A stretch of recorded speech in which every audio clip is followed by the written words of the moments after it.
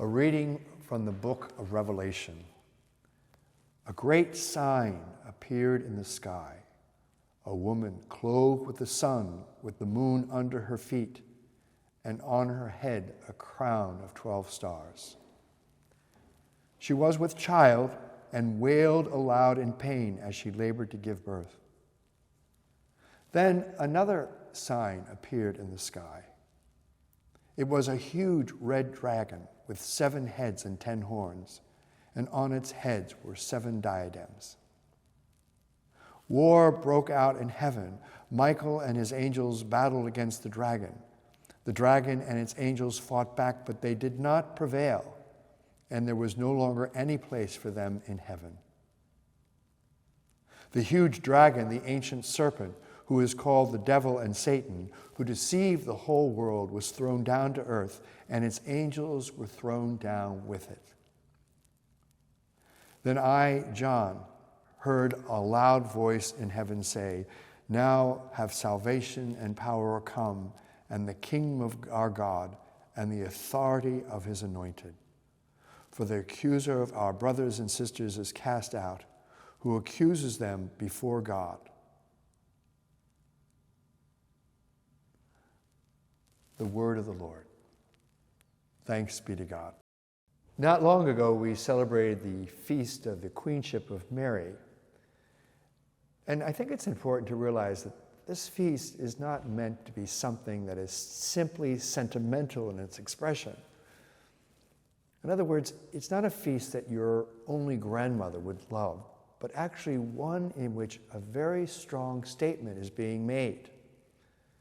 And I think that the chapter 12 of the book of Revelation can help us appreciate better where this feast is coming from. So the Queenship of Mary, it's associated right away with a great cosmic struggle, a battle between good and evil. Here's a woman who is about to give birth, and she's confronted by a terrible enemy.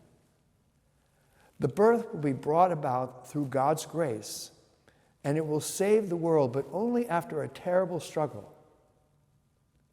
Now, right before the gospel passage I have read, the visionary sees the temple of God, and in the midst of the temple is the Ark of the Covenant, which in the Old Testament was the sign of God's presence among his people. Around the time of the Babylonian captivity, the Ark was lost.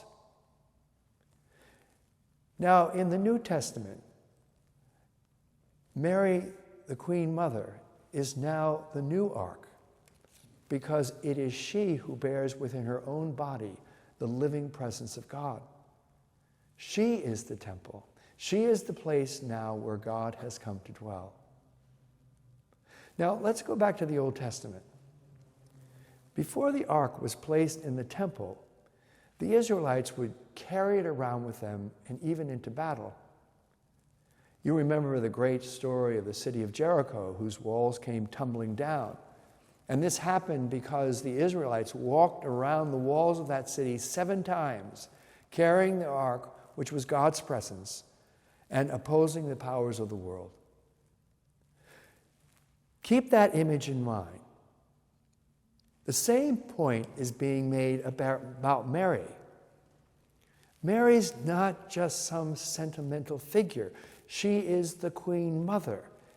And in the book of Revelation, she's involved in a cosmic struggle. She's the new Ark of the Covenant.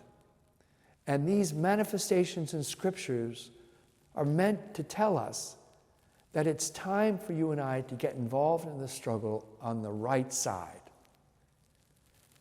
Any of you who are acquainted with St. Ignatius' spiritual exercise is aware of his famous meditation on the 2 standards, where Ignatius imagines us to imagine this great battlefield, and there's Satan's army, and there is the Christ's army. There's one great decision we have to make. Which army are you in? And for whom are you fighting? Every other decision we make will follow from that one decision we make. Of course, you know that Satan tries desperately to lure us into his army, which means you'll walk the way of violence and lack of charity, egotism, and cruelty. And that's the decision we have to make. Am I in that army of Satan, or am I in that army of Christ? Am I going to fight the good fight of Paul, using love, compassion, and nonviolence? Or am I going to choose the other way? Because every other decision you make is predicated upon this one decision. Whose army are you going to join? And so I would say that the Feast of the Queenship of Mary, yes, it sounds sentimental, but it is anything but sentimental. It's really about which army are you going to belong to. Are you going to join with Mary, the Queen of Heaven, in a battle against evil, or will you stay on the enemy's side? That's the big question that we have to be confronted with and decide upon with regards to our faith.